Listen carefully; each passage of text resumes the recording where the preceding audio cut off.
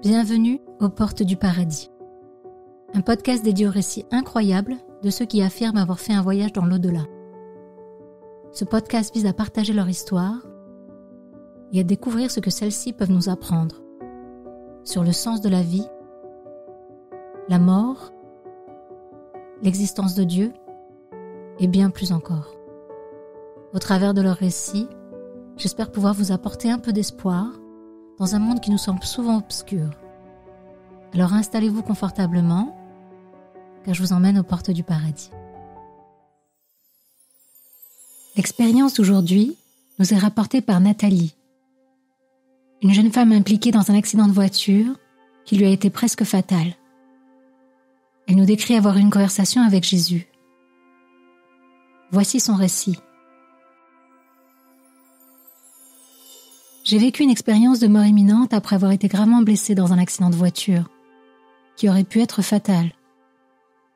Des complications ont provoqué l'arrêt de ma respiration, ce qui a nécessité l'utilisation d'un ventilateur et m'a plongée dans le coma. Les souvenirs de cette expérience dans l'au-delà restent très vifs en moi. Une brume lumineuse enveloppait tout. La lumière était partout. Elle traversait même mon être. Je me souviens avoir regardé ma main et la lumière la traversait. Ma main était transparente, mais cela ne m'a pas surprise. Alors que je marchais aux côtés d'une entité céleste, son visage rayonnait d'une luminosité indescriptible. Je savais que cette entité était Jésus, car je le reconnus comme un être familier. Il n'a pas ressenti le besoin de se présenter, car cela n'était pas nécessaire. Je me souviens avoir marché avec Jésus, mais notre marche n'était pas physique. Nous nous déplacions comme si nous flottions dans les airs, légèrement au-dessus du sol d'un jardin magnifique. Dans ce jardin, tout était baigné d'une blancheur éclatante et d'une lumière éblouissante. Je pouvais contempler le vert vif des plantes et entendre le doux murmure de l'eau qui ruisselait, presque comme une mélodie chantante. L'eau était d'une clarté étincelante. Je me souviens avoir voulu me pencher et boire, mais lorsque j'ai essayé de recueillir de l'eau avec mes mains, elle s'écoulait littéralement entre mes doigts, sans même les mouiller. Je suis incapable de décrire la sensation que je ressentis lorsque l'eau coulait à travers mes mains. Mais j'ai néanmoins ressenti quelque chose. Un désir intense de tout expérimenter dans ce jardin m'envahissait. Lorsque Jésus et moi échangions, nous ne communiquions pas par la parole, mais par la pensée.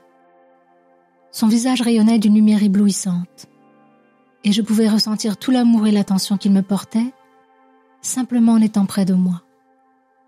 La paix que j'ai ressentie était indescriptible. Il m'a offert le choix entre revenir sur terre pour vivre encore ou rester avec lui au paradis. Nous étions tous les deux conscients que le retour sur terre serait un défi.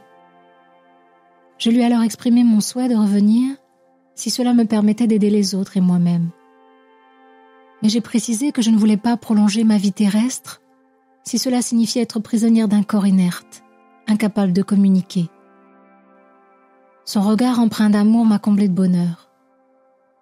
Et en me remémorant cette sensation, je retrouve cette joie intense. Je ne me rappelle ni comment ni pourquoi, je me suis soudainement retrouvée dans ma chambre d'hôpital, observant mon mari tenir ma main et me parler.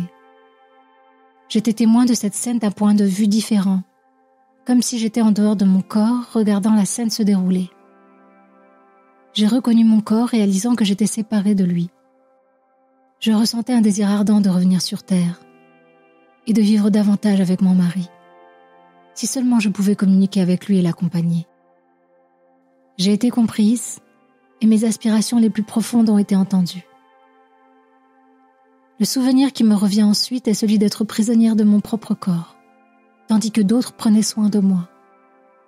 À travers leur contact, je pouvais saisir leurs pensées, percevoir s'ils croyaient en ma survie ou s'ils pensaient s'occuper d'une personne qui allait perdre la vie. J'ai tenté en vain de crier « Regardez, je suis en vie, je suis là, je vais survivre ». Mais mes efforts n'ont servi à rien. Ils ne pouvaient pas m'entendre. Manifestement, je pouvais lire leurs pensées. Quand j'étais dans mon corps spirituel, La communication se faisait uniquement par la pensée. C'était si simple. Vous aviez une pensée et elle était instantanément transmise. C'était si facile et cela ne nécessitait aucun effort. Parfois, il est difficile de se faire comprendre lorsque l'on communique verbalement. Les malentendus peuvent survenir et nos intentions peuvent être mal interprétées. J'ai également réalisé que l'expression couramment utilisée dans le monde pour décrire une âme sœur fait référence à la communication entre deux âmes. Une communication qui se fait d'esprit à esprit. Communiquer à un niveau spirituel est une expérience profondément marquante. Depuis mon expérience de mort imminente, je crois avoir reçu ce don spirituel qui a profondément transformé ma vie. J'ai ressenti un fort besoin de communiquer avec les autres à ce niveau. J'ai découvert que pour moi, la meilleure façon de communiquer sur Terre était par l'écriture. Mais cela nécessitait également une préparation mentale pour pouvoir communiquer à un niveau spirituel. J'arrive à le faire en écrivant chez moi, dans un environnement calme et sans distraction. J'ai aussi appris que nos pensées façonnent notre être et que les pensées futiles nous distraient de l'essentiel. Je regarde donc rarement la télévision, sauf si cela me procure des pensées positives. J'écoute différentes musiques maintenant et je suis attirée par des mélodies douces et apaisantes. Mon expérience de mort imminente a profondément changé ma personne. Désormais, je nourris un profond désir de justice et je rejette tout ce que je qualifie de mal. Je suis en réalité très reconnaissante pour mon accident, même s'il altérait mes capacités physiques. En parallèle, mes capacités spirituelles ont fleuri de manière extraordinaire. Depuis ma sortie du coma, j'ai embrassé une attitude paisible empreinte d'espoir. Je suis convaincue que ma survie et cette expérience ont pour but de témoigner de la splendeur du monde spirituel et d'affirmer avec certitude que Jésus est réellement celui qu'il prétend être. Un ami bienveillant, un frère que nous connaissons intimement dans le monde spirituel. Cette connaissance et cette conviction imprègnent chaque aspect de ma vie. Je suis persuadée d'être revenue ici pour vivre plus intensément, avec pour mission de remplir mon engagement avec le Seigneur. Partagez ce message avec tous ceux qui seront disposés à l'écouter attentivement. Merci. Que pensez-vous de l'expérience de Nathalie? Qu'est-ce qui vous a le plus marqué? Faites-le moi savoir en laissant un commentaire. Je les lis tous sans exception. Je tiens également à remercier ceux qui m'ont laissé des messages.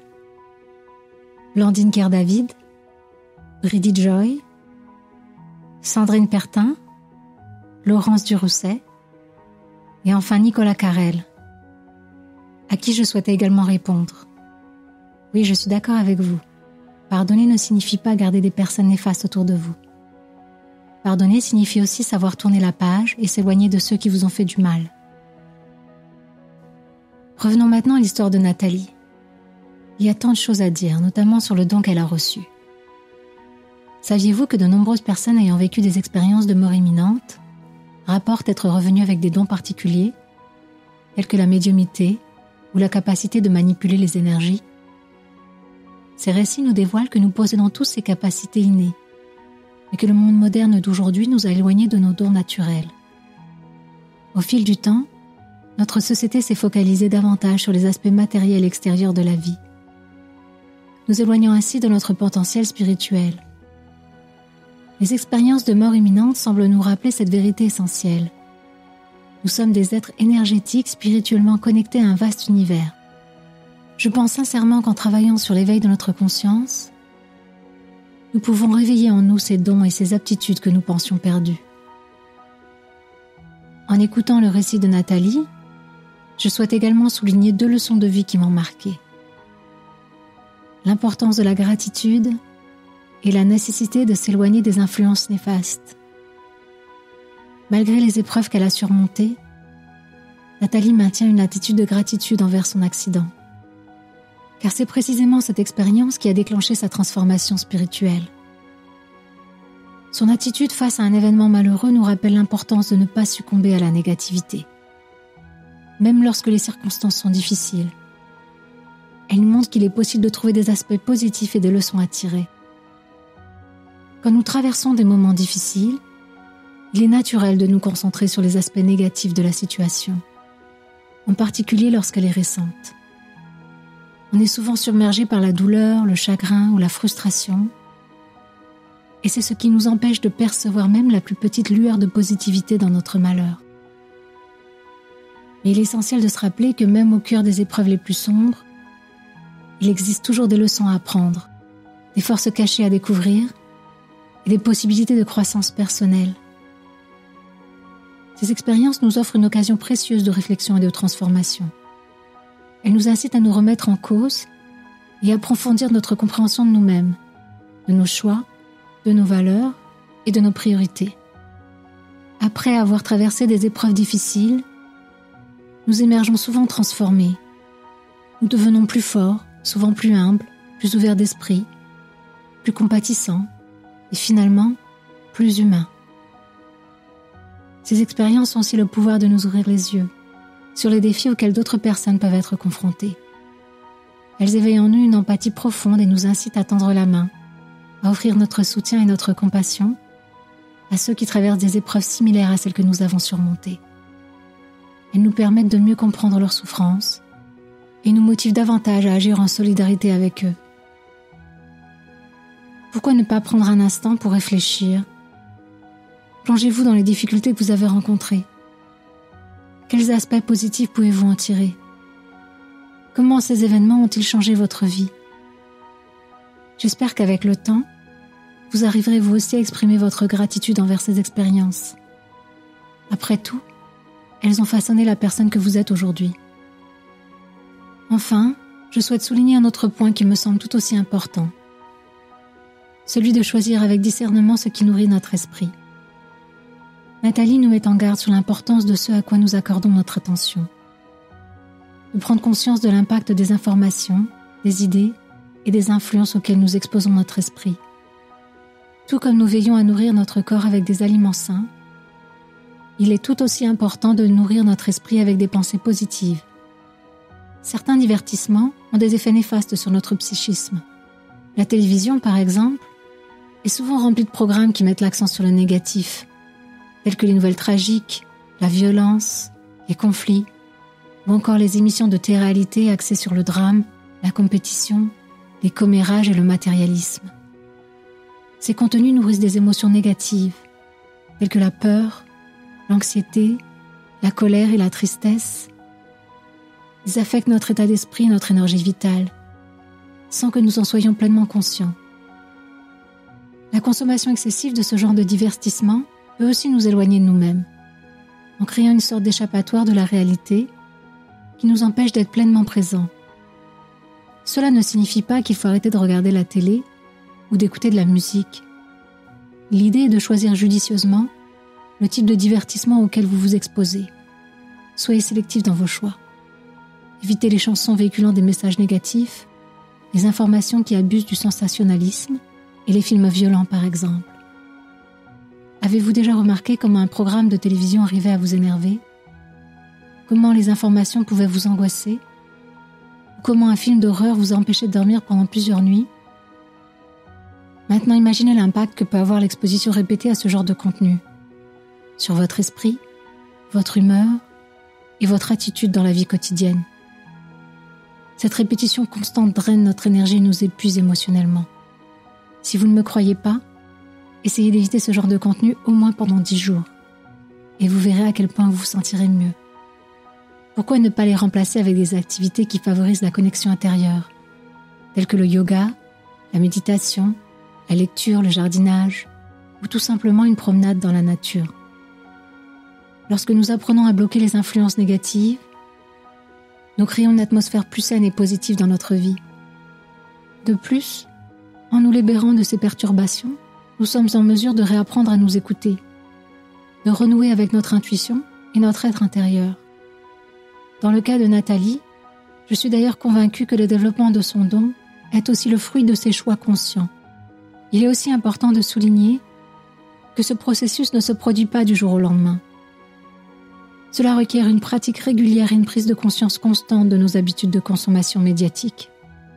Soyez vigilants et accordez la priorité à votre bien-être.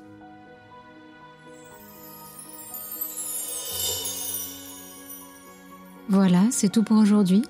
Je souhaitais personnellement vous remercier de votre écoute. Si vous avez aimé ce podcast, n'hésitez pas à le partager et à vous abonner, c'est gratuit. Pour être sûr de ne pas rater un épisode, pensez aussi à activer la cloche de notification. Enfin, avant de vous quitter, si vous avez vraiment apprécié ce contenu, vous pouvez le soutenir en lui donnant 5 étoiles. On se retrouve la semaine prochaine pour un nouveau podcast. Merci encore de votre fidélité.